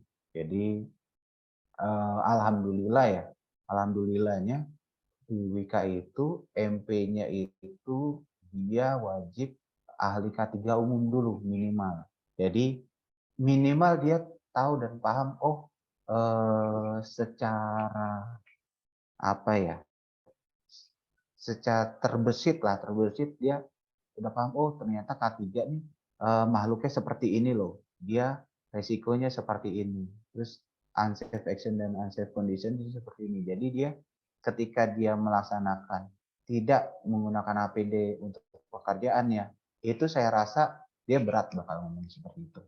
Dan ngejudge terkait dengan itu dia akan menerima sanksi. Seperti itu Pak Denny. Oke, jadi bagi teman-teman semua yang masih dilema ya, jadi kalau di BUMN Karya sudah ada wadah ya untuk forum untuk sama BUMN. Ini yang bermasalah nih kalau yang swasta ini Pak ya. Boleh, Kalau nggak yang apa-apa yang ini swasta Pak. Bisa. swasta masih bisa juga ya masuk ke Bisa. forum itu ya, diketuai oleh Pak Subhan ya. Kalau nggak Ya. salah di UI ya, kalau nggak salah ininya ya, forum QAIC itu ya, kalau nggak salah kantornya ya. Kemarin saya Kantornya itu di Wika, kantor Wika direksinya ya. di Wika. Tapi kalau yang di UI itu dia tempat pusat pelatihannya Pak, Oh, pusat kerjasama. latihannya Ya, kerjasama ya. sama Oke ya. minta gedung juga seperti itu. Jadi intinya gitu ya kata Pak Ngadi tadi ya, bola panas tuh jangan ada di kita ya. Kalau misalkan orang nggak pakai body harness, kita udah minta buatin email resmi ya. Jadi kalau misalkan ada kecelakaan jatuh dari ketinggian, nah kita udah minta nih Pak lewat email, emailnya lewat Gmail ya. Jadi kalau ada kecelakaan jangan sampai kita HSI lagi yang disalahin. Kita udah minta tapi dari top manajemen, dari project manajernya aja yang nggak aware gitu ya. Iya, Pak. Oke, lanjut lagi. Mengenai ini, eh, mengenai sertifikasi dari vendor asing, misalnya. Dari Pak Angga nih, Angga Ramdhani, dia bertanya, sertifikasi yang dikeluarkan oleh vendor tenaga asing untuk sekelas Siemens yang sertifikasi dikeluarkan oleh perusahaan sendiri, apa itu masih berlaku di Indonesia? Nah, mungkin itu Pak Ngadi mungkin pernah nggak menerima vendor yang dia punya certified kompetensinya dari luar, apakah itu diadopt, diperbolehkan, atau dia harus juga mengikuti proses sertifikasi K3 yang ada di Indonesia? Silakan Pak Ngadi. Ya, mengenai sertifikasi ini ada 2 sih memang sih, ketentuan yang dari, Australia juga ada, Singapura. Nah, itu terkait dengan awal kalau saya gini, saya kan ada divisi luar negeri juga. Itu awal, yang di Aljazair segala macam, itu dilihat dari kontrak awalnya dulu, Pak. Kontrak awalnya, dia mensyaratkan sertifikasinya seperti apa? Apakah sertifikat luar diperbolehkan atau dengan setara ataupun sertifikat dengan ketentuan dari dari Kemenaker seperti itu. Contoh kayak saya kan ada asosiasi SIOP nih, sertifikasi International Operational Professional. Nah itu kan yang mensyaratkan dari luar, tesnya juga bahasa Inggris dan lain segala macam. Itu bisa dipersyaratkan untuk menjadikan sertifikasi keahlian gitu. Namun di Kementerian BUMN itu tidak ada seperti itu. Nah, jadi saran saya dilihat asal kontraknya dulu, kontrak awalnya seperti apa dulu. Kalau memang dipersyaratkan, diperbolehkan kontrak awal, ya silakan. Tapi kalau dari awal aturan main kontraknya kita tidak mensyaratkan, ya pastinya tidak diperbolehkan seperti itu. Dilihat parameternya dulu sih dari kontraknya. Tapi persyaratan kayak bekerja di ketinggian juga kan ada dari luar. Terus pemadam kebakaran juga dari luar, fire apa itu namanya? Fire Association, lupa saya namanya. Fire Association apa? Itu dari luar juga ada yang pemadam kebakaran. Kalau di kita kan itu FSM, Fire Safety Manager. Nah, itu macam-macam. Nah, itu dilihat lingkup skopnya dulu, Pak. Seperti itu. Oke, intinya kalau sertifikasi itu di bidang K3 itu wajib ada dari Indonesia ya, karena ada undang-undangnya buat teman-teman semua untuk sertifikasi K3, tepat tugas K3, walaupun dia sudah punya HAZOP sekali Pak, yang sertifikat internasional NEBOS gitu ya, dia Ya, Nebos. ketika dia kerja di Indonesia sebagai ahli K3, misalkan ahli K3 umum, sekalipun dia punya NEBOS, dia wajib ikut certified ahli K3 umum ya, karena terkait dengan regulasi pemerintah di Indonesia. Kecuali kalau sertifikasinya non K3, nah mungkin ada pengakuan lain di asosiasinya masing-masing. Oke, kita lanjut pertanyaannya. Silakan Bapak Ibu semua, kalau ada pertanyaan, berbicara langsung raise hand aja, klik tombol raise hand, nanti saya akan bukakan kesempatan buat teman-teman bertanya. Ini dari Pak Timothy. Wah, ini pendengar setia kita nih. Silakan Pak Timothy. Selamat siang Pak Denny, selamat siang Pak Ngadi. Ya, Pak. Ya, Pak Pak. Ngadi, saya mau ingin nanya.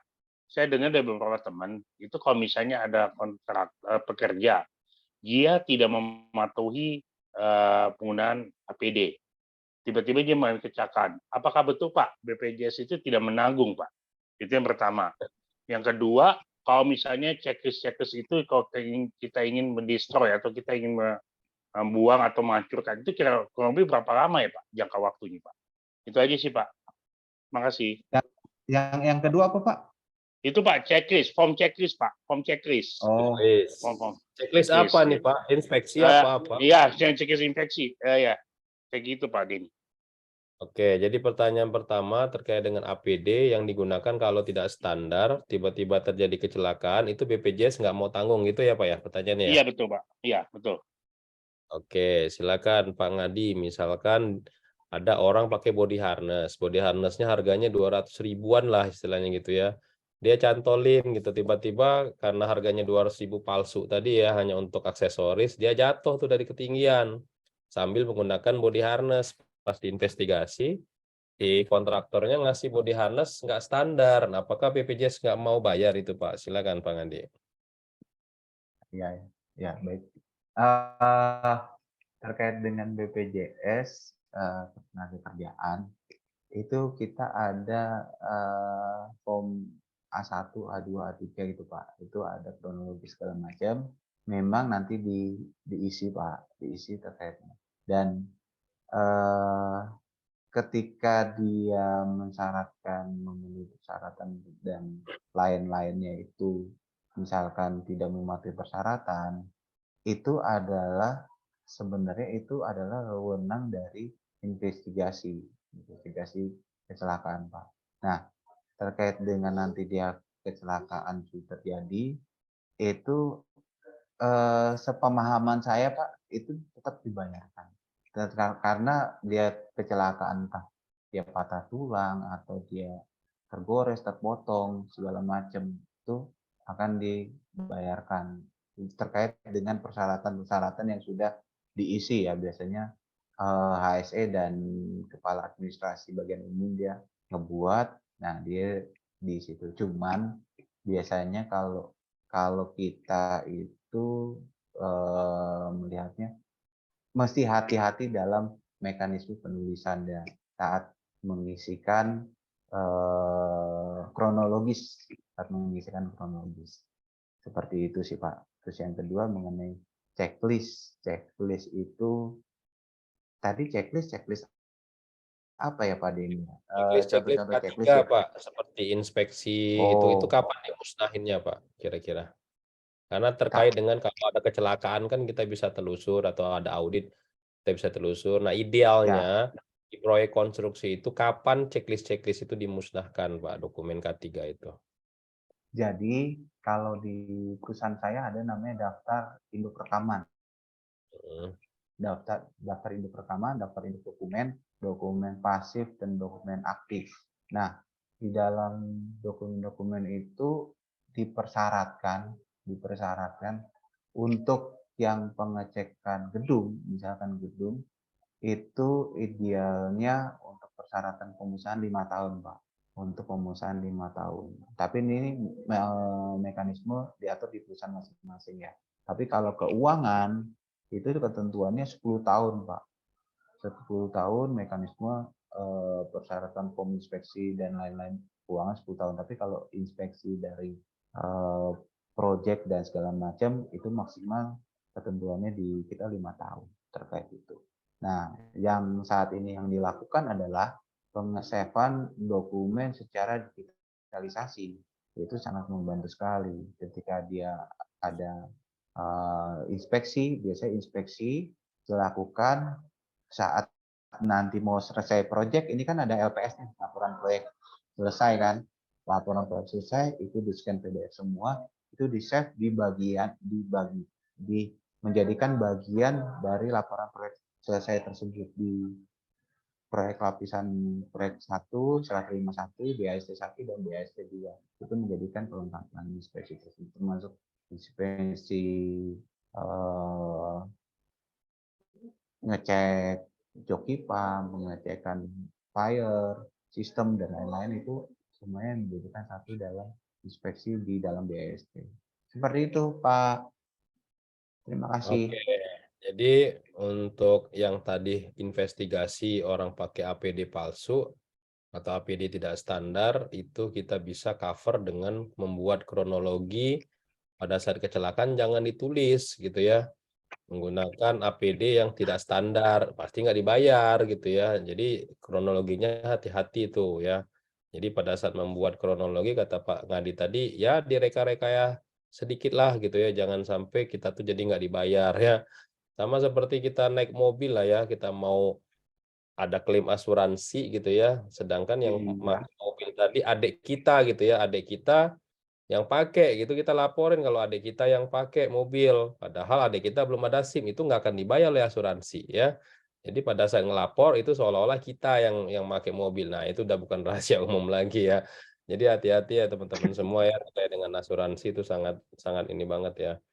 Yang kedua tadi berbicara mengenai checklist ya, rekaman ya. Tadi itu sebenarnya rekaman-rekaman itu diatur di internal perusahaan masing-masing seperti Pak Ngadi tadi, mungkin di Wika untuk dokumen-dokumen hard copy itu lamanya 5 tahun.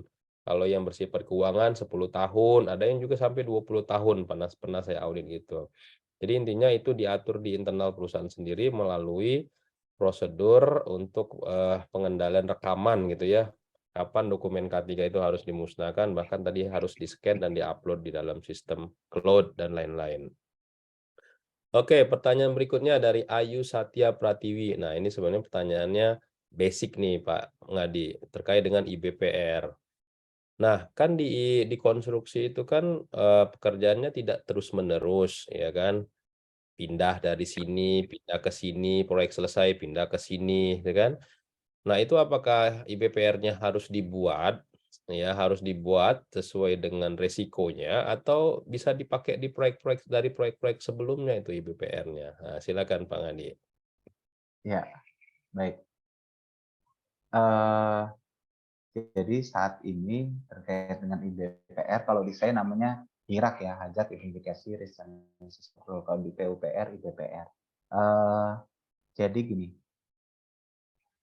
IBPR itu semakin kita banyak proyek prinsipnya, semakin banyak karya IBPR kita. Prinsipnya gitu. Kenapa saya bilang gitu? Karena pengalaman saya di proyek satu dengan proyek yang lainnya, antara IBPR itu dilengkapin secara keseluruhan. Tapi dengan mensyaratkan key plan-nya. Key plan-nya kita lihat dulu, karena setiap konstruksi itu kan key plan-nya berbeda-beda. Nah, metode kerja dan quality plan yang dia lakukan ini itu kan tahapannya berbeda, tapi pasti pekerjaannya, jenis pekerjaannya sama. Itu bisa kita modifikasi. Setiap IBPR project satu dengan yang lainnya pasti IBPR-nya berbeda gitu. Untuk kita ATM lah, saya bilang amati, tiru, dan modifikasi lah seperti itu. Jadi misalkan saya dari proyek Kuningan, IBPR saya ada sesuai dengan KPI proyek Kuningan 27 lantai, ya kan. Nah, terus tahun depan saya pindah di proyek Batam dengan proyek hanya 10 lantai. Nah, IBPR yang di Kuningan bisa saya bawa, tetapi saya modifikasi dulu sesuai dengan key plan yang ada. Jadi makanya kita harus koordinasi dengan teknik, dengan QA. Nah, orang SAE ini sedikit belajar teknik lah nantilah. Itu key plan-nya seperti apa, itu sesuai dengan lantai yang dipersyaratkan. Karena masing-masing project risikonya pasti berbeda-beda. Di lantai 5, yang satu lantai 10, yang di proyek sebelumnya sampai lantai 20 misalkan. Itu berbeda dengan IBPR. Tapi tentunya risikonya sama, risikonya patah tulang, tertusuk, segala macam. Itu Pak Denny. Jadi dimodifikasi sesuai dengan plan yang ada ya. Oke, jadi untuk membuat IBPR, Ibu Ayu Satya Pratiwi itu harus disesuaikan dengan resiko yang ada di proyek tersebut. Seperti kata Pak Engadi tadi, key plan-nya. Kalau saya bilangnya lihat dari BOQ-nya ya. Dari Bill of Quantity itu kan ada tahapan-tahapan proyek konstruksi. Ya, nah itu kita bisa adopt. Lucunya lagi Pak Ngadi, saya pernah audit di proyek itu hiraknya itu saya bilang, ini kamu lagi ngerjain apa? Gedung Pak. Pas saya lihat hiraknya semua hirak jalan Pak. Artinya HEC-nya ini hanya copy paste aja dari proyek sebelumnya tanpa melihat lagi isi dari activity atau resiko yang ada di proyek tersebut. Ini saya lucu banget. Ini K3-nya gimana sih kamu? Saya bilang kayak gitu. Jadi hati-hati ya teman-teman ya, kalau membuat IBPR khususnya di konstruksi, lebih aman itu lihat activity dari pekerjaan itu melalui BOQ. Bila quantity itu kan ada activity-nya. Nah, dari Ya. activity itulah kita akan turunkan lagi apa saja yang ada resiko di aktivitas tersebut. Nah, itu lebih enak tuh ngeceknya. Itu ya Bu Ayu ya. Oke, lanjut lagi dari Pak Asep. Indikator keberhasilan dalam perusahaan menerapkan SMK 3 bidang konstruksi itu apa sih Pak? Apa yang bisa kita lihat nih Pak? Silakan Pak Ngadi. Ya, terima kasih. Indikator keberhasilan dari K3 itu indikatornya pertama di dalam, kalau di saya itu adanya KPI, Key Performance Indicator. Nah, Key Performance Indicator itu ada macam-macam. Ada namanya mengenai SI level. SI level yang tadi sudah saya presentasikan. Mengenai SI level, parameternya standarnya 900. Terusnya ada RCA, Risk Management Audit. Indikatornya mengenai risiko kecelakaan, risiko terhadap unsafe condition dan unsafe condition. Parameternya indikatornya tadi 2,4. Selanjutnya ada lagi mengenai KPI dari performan kepatuhan terhadap leadership, itu CMC biasanya. Itu parameternya dia berapa kali ikut dalam peran serta aktif kegiatan-kegiatan HSE dalam sebulan. Nah, itu seperti itu Pak. Jadi parameternya tentunya dengan tujuannya sasarannya mencapaikan zero accident. Seperti itu. Itu menjadikan parameter di perusahaan masing-masing sih. Tapi kalau di Wika key performance indikatornya. Jadi indikator di masing-masing perusahaan itu berbeda-beda ya teman-teman semua ya. Mungkin kalau di Wika menggunakan KPI, atau dari teman-teman bisa juga dari hasil audit SMK 3 gitu ya, atau juga dari hasil audit vendor atau audit CSMS dan lain sebagainya.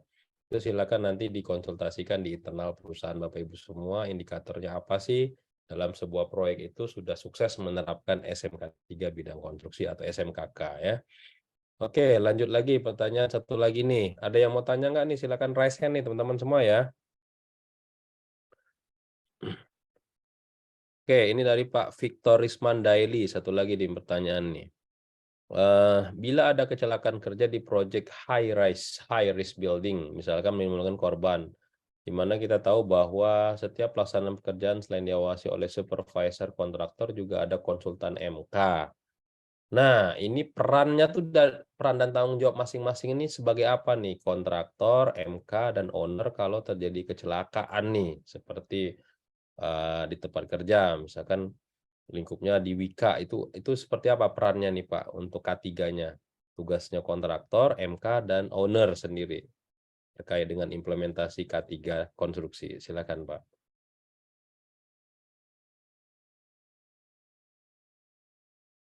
Suara Bapak belum masuk Pak. Masih di mute. Ya, terima kasih Pak Denny terkait dengan perannya MK ya. Nah, manajemen konstruksi yang ada di MK tersebut, yaitu dia mengawal terkait dengan pekerjaan apa saja yang ada di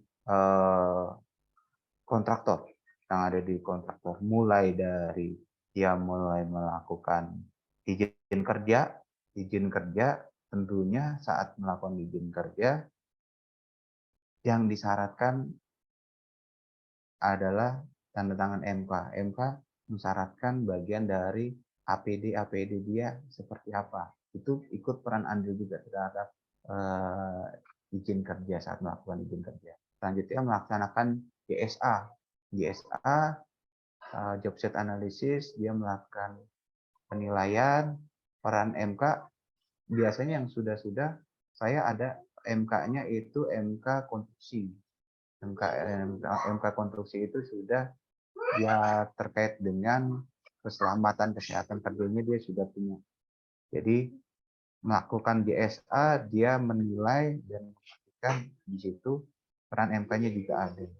Dan yang lebih enaknya saat ini adalah di Permen PUPR nomor 10 itu sudah ada terkait dengan peran manajemen konstruksi.